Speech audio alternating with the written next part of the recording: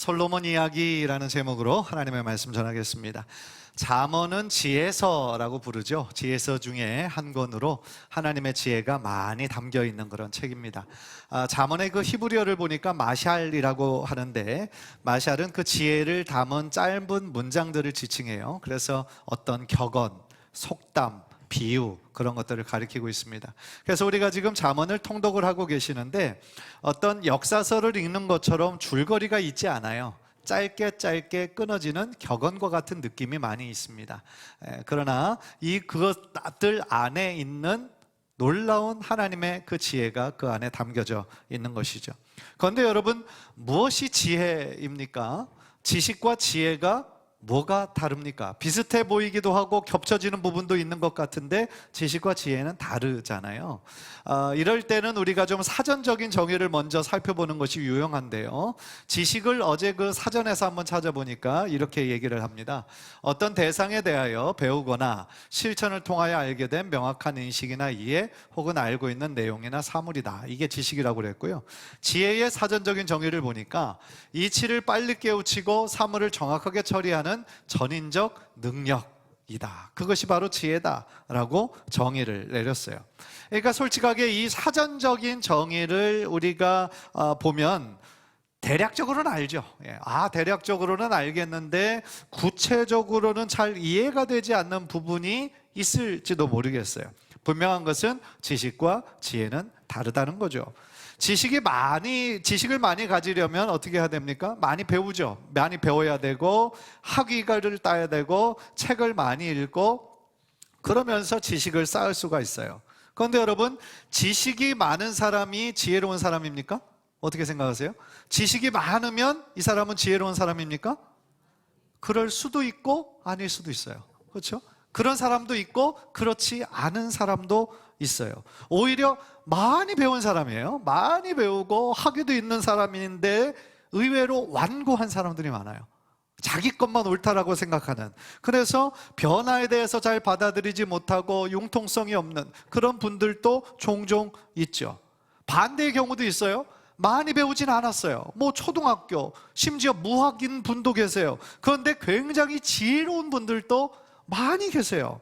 그분의 삶의 경험을 통하여서 어떤 사물의 이치를 깨닫는 거고요, 분별하는 능력이 뛰어난 분들이 우리들 주변에 많이 계십니다.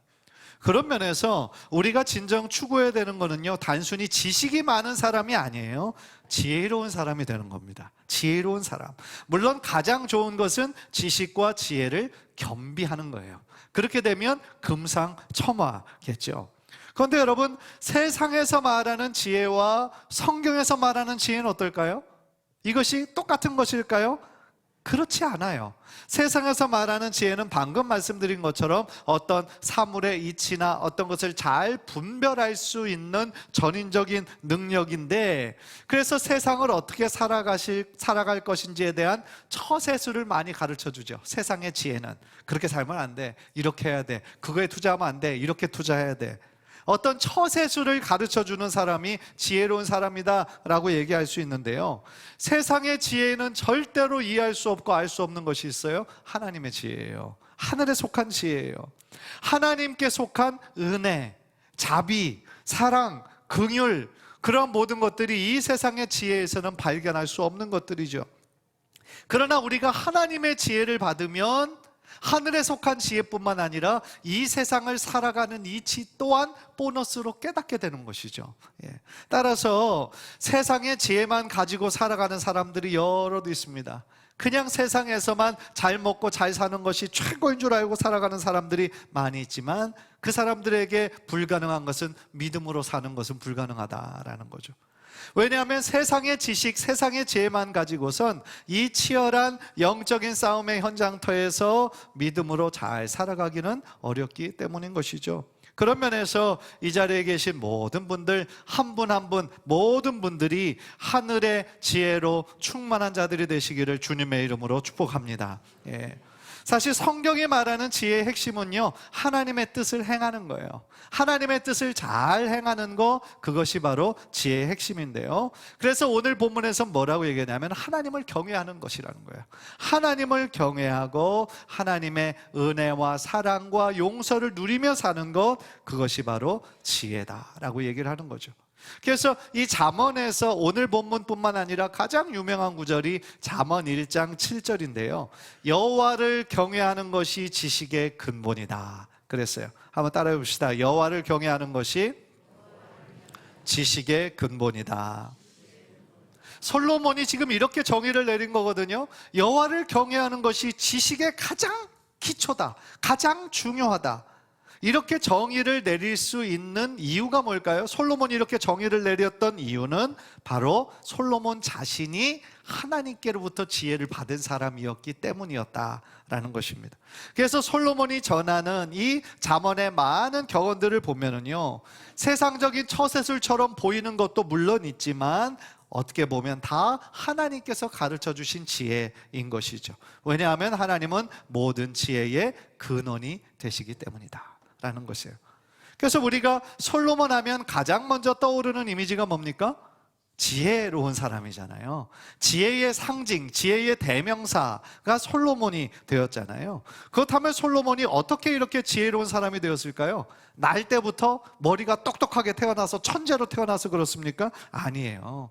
열왕기상을 우리가 쭉 읽어보니까 솔로몬이 다윗의 뒤를 이어서 이스라엘의 세 번째 왕이 되잖아요. 그런데 그가 왕이 되었을 때 나이가 언제였냐면 20살이었어요. 20살. 어린 나이죠. 그리고 당시에 왕의 가장 중요한 역할 중에 하나가 재판을 하는 거예요. 그래서 사람들이 이것이 옳고 그름을 분별하지 못하는 것을 왕에게 데리고 왔을 때 왕이 그것을 옳고 그름을 판별해 줘야 되는 거예요.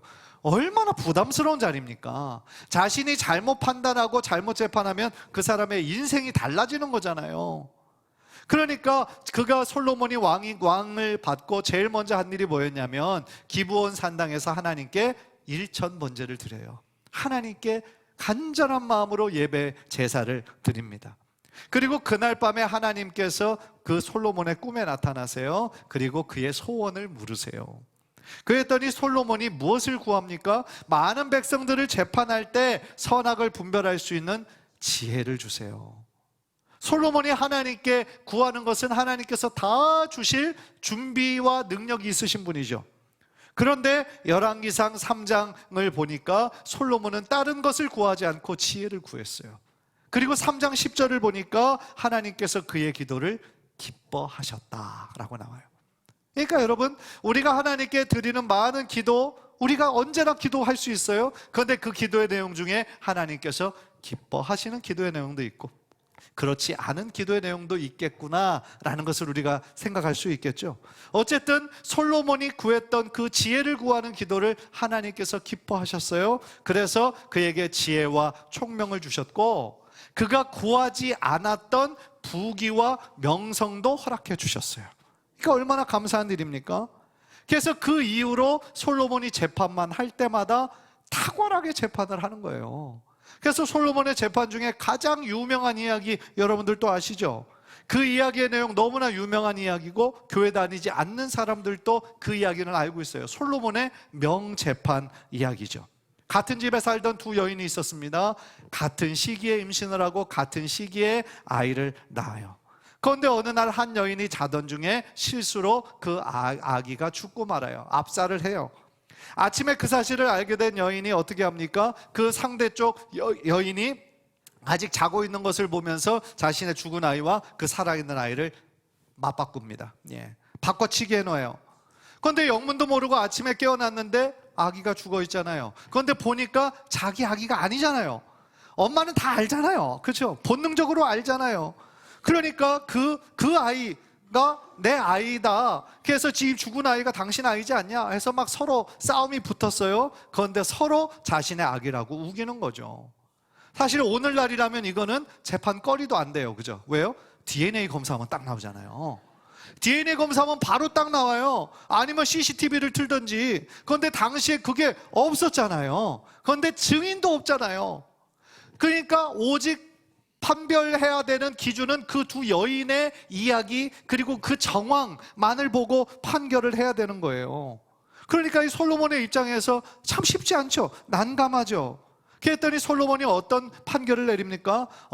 두 사람 다 지금 이 아이를 자기 아기라고 우기고 있으니까 공평하게 반을 갈라서 이쪽 반은 이쪽, 이쪽 반은 이쪽 주면 되겠네. 그래서 군사에게 시키는 거예요. 그랬더니 군사도 황당하지만 왕이 시키니까 어떡해요? 그러니까 창을 가지고 칼을 가지고 지금 가서 그 살아있는 아기를 반으로 자르려고 합니다. 어떻게 보면 그 명령은 지혜로운 명령이기보다는 황당한 명령이죠. 잔인한 명령이죠. 뭐 사과 배도 아니고 반쪽을 가르다니요. 말이 안 되잖아요.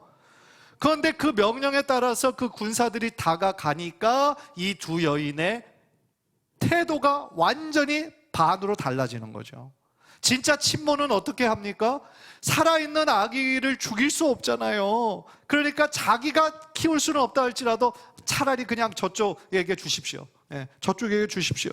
울면서 절규하면서 이 아기를 절대로 죽이지 말라고 외치죠. 그런데 가짜 어미는 어떻게 얘기합니까?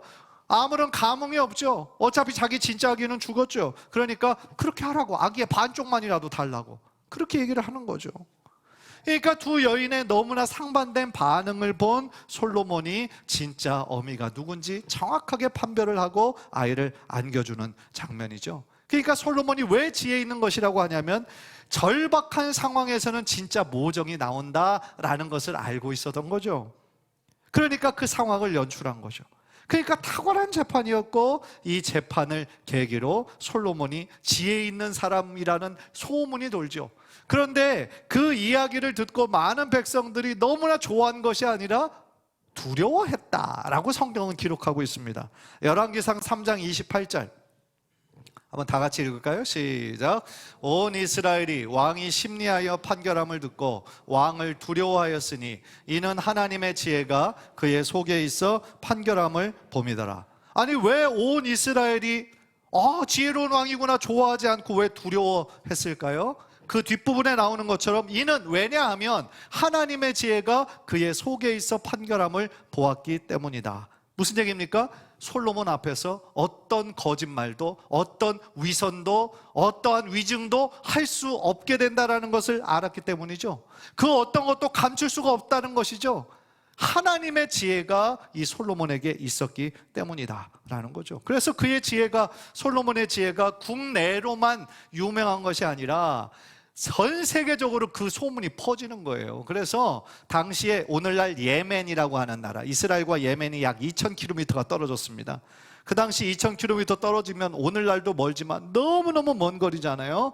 그런데 스바의 여왕이 이 솔로몬의 지혜를 듣고 얼마나 그 지혜가 많은지 확인해 보고 싶어서 그 먼 거리에서 직접 찾아옵니다.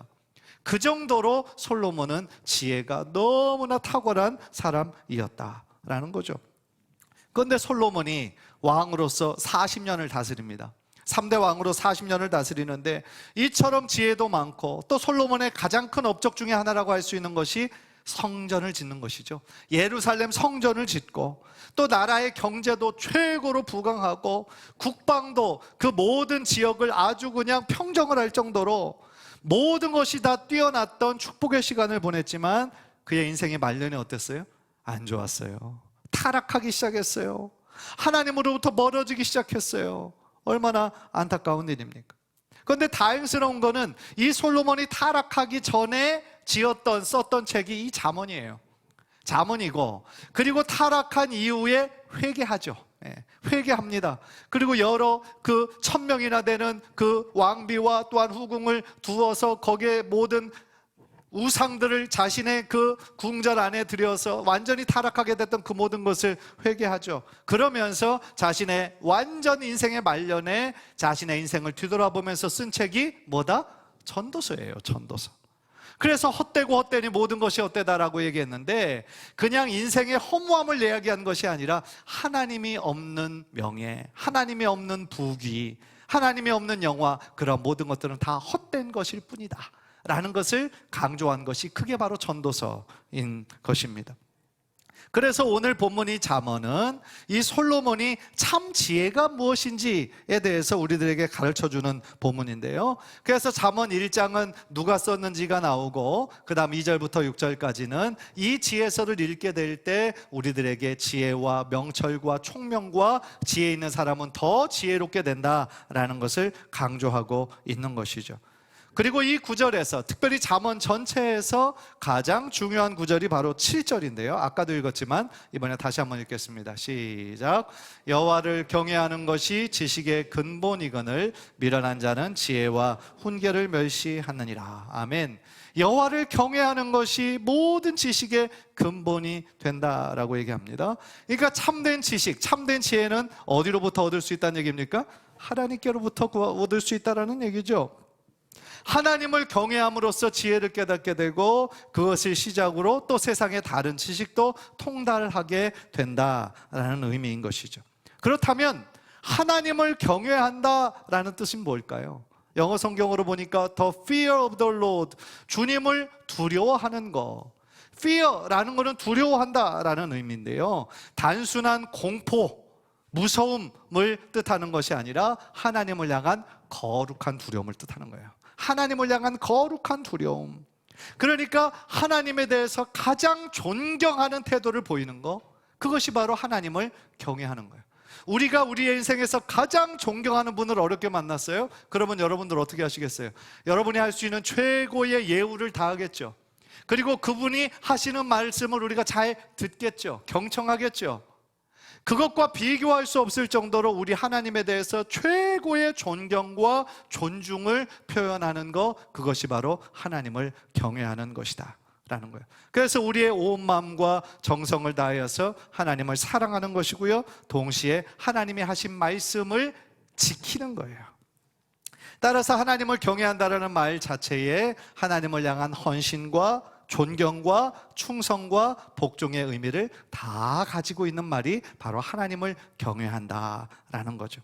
그래서 하나님은요, 이 땅을 지으신 창조주 하나님이실 뿐만 아니라 지금도 하나님의 거룩한 눈길로 여러분들 한 분 한 분을 다 지켜보고 계신다라는 그러한 의식으로 우리들이 지금 하나님 앞에 서 있다, 그 라틴어로 코람데오, 하나님 앞에서라는 뜻처럼 우리가 어느 곳에 있든지 무엇을 하든지 하나님의 시선을 피해서 갈 수가 없다라는 그런 거룩한 의식을 가지고 살아갈 때 우리들의 삶 자체가 이 세상에 속한 삶이 아니라 더욱더 거룩하고 구별된 자세로 살아갈 수가 있다라는 것이죠.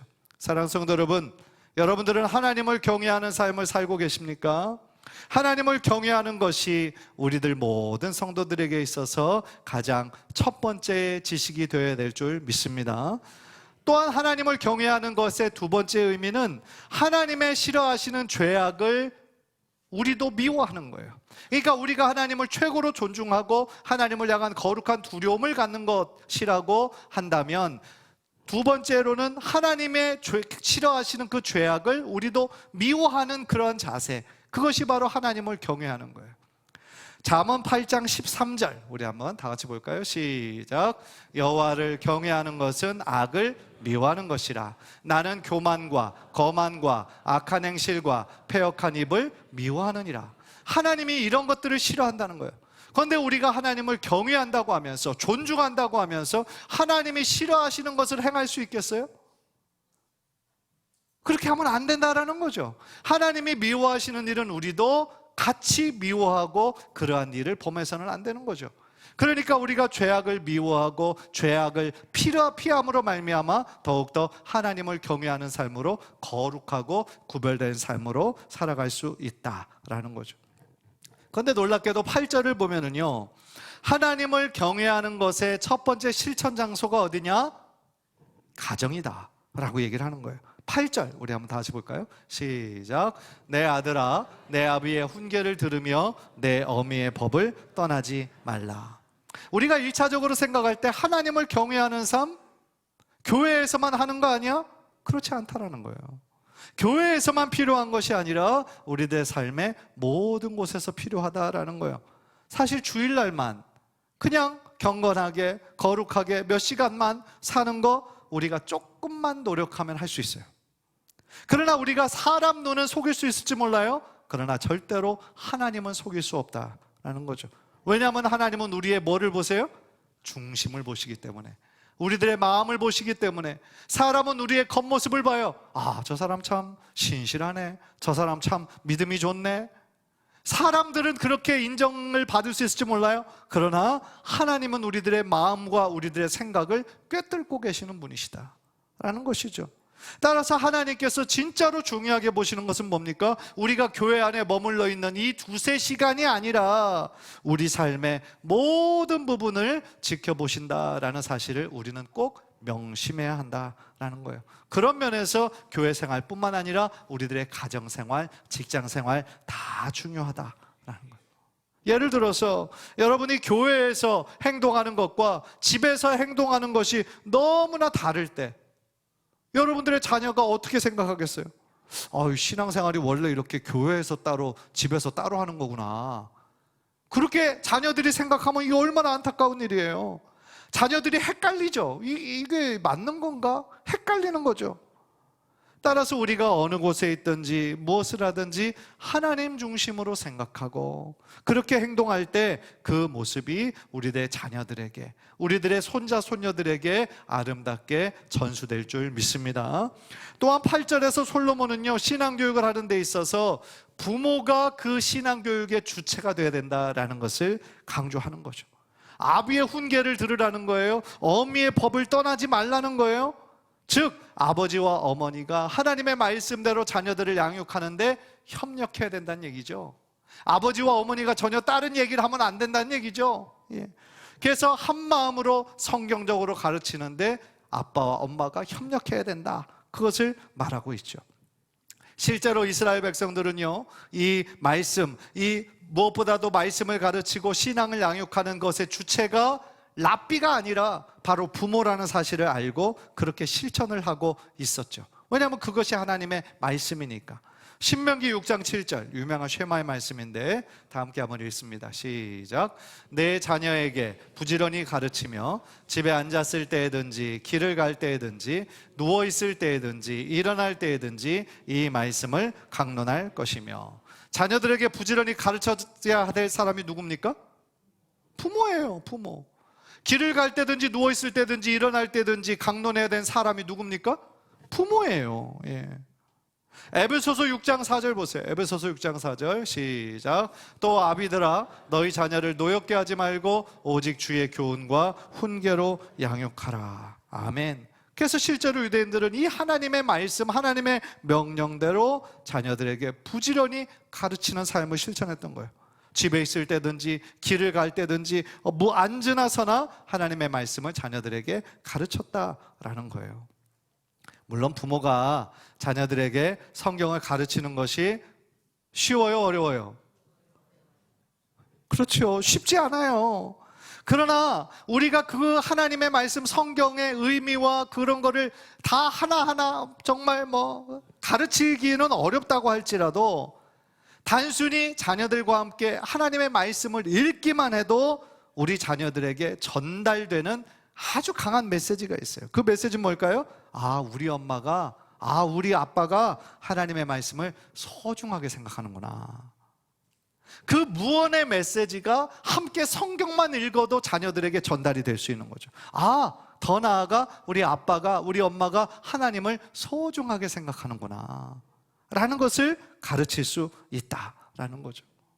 우리 지난번 온 세대 우리 자녀들과 함께 드린 예배 때 성경 통독을 잘 실천하는 가정, 그리고 가정 예배를 잘 드리는 가정 두 가정을 시상한 적이 있어요. 그리고 그 두 가정 외에도 제가 이렇게 신방을 다녀보니까 성경을 자녀들과 함께 있는 가정들이 제법 많이 있어요. 그런데 그분이 그런 이야기를 하는 거예요. 약간의 간증이죠. 그래서 성경을 자녀들 두 자녀 남매하고 같이 이렇게 성경을 읽는데 그 어린 자녀가 이 성경을 이렇게 읽으면서 엄마한테 질문을 하더라는 거예요. 그런데 질문하는 거에 대한 것이 딱 떠오르지 않았는데 그 큰아이가 그 동생의 그 질문에 대해서 딱 얘기해 주더라는 거예요. 얼마나 사랑스러운 장면입니까? 부모와 자녀들이 말씀을 읽으면서 하나가 되고 또 말씀 속에서 해답을 하나하나 찾아 나간다면 하나님께서 그 가정을 얼마나 기뻐하시겠어요. 하나님께서 그 가정을 얼마나 예뻐하시겠어요? 저는 그런 면에서 여러분의 가정 모두가 하나님께서 기뻐하시고 예뻐하시는 축복의 가정 되시기를 주님의 이름으로 간절히 축복합니다. 그렇다면 마지막으로 그 부모가 하나님의 말씀으로 자녀들에게 부지런히 가르치고 양육하고 말씀을 같이 읽은 것을 실천할 때 어떤 축복이 주어지는가? 그것이 바로 9절이에요. 9절. 9절 한번 다 같이 읽읍시다. 시작. 이는 내 머리에 아름다운 관이요 내 목에 금사슬이니라. 이는 이라고 표현을 하지만 이 8절과 연결해서 봤을 때 그렇게 부모가 하나님의 말씀을 가르치고 양육할 때 왜냐하면 그것이 내 머리에 아름다운 관이 되고 내 목에 금사슬이 된다라는 뜻인 거예요. 여러분, 관 누가 쓰는 겁니까? 왕이나 어떤 큰 업적을 쌓은 사람, 어떤 승리한 어떤 그 군사, 그 장수들에게 그거를 축하하는 의미에서 관을 씌워주는 거죠. 그러니까 이것은 하나님의 말씀에 순종하고 또 부모님의 말씀에 따른 자녀들에게 반드시 하나님께서 어떤 상을 주신다는 거예요? 자녀들이 반드시 영화로운 자리에 오르게 될 것을 약속해 주는 그런 귀한 말씀이죠. 또 내 목에 금사슬이다 그랬어요. 원어로 보니까 보석으로 치장된 목걸이를 의미하는 거예요. 애굽왕 바로가 요셉을 총리로 삼을 때 그 금으로 된 목걸이를 그에게 주었어요. 그러니까 그것은 그 목에 금사슬이다라는 것은 뭘 의미하느냐? 통치권을 의미하는 거예요. 통치권과 영광과 존귀를 상징하는 말이다 라는 거죠. 그러니까 이것을 종합하면 어떤 뜻입니까? 하나님을 경외하고 부모의 교훈을 잘 듣고 순종하는 자녀들에게 하나님께서 이처럼 존귀하게 해주시고 영화롭게 만들어 주신다. 얼마나 감사한 일입니까? 사랑하는 성도 여러분, 지금 우리가 살아가는 이 세상에서 우리들에게 정말로 필요한 거는요, 단순한 처세술이 아니에요.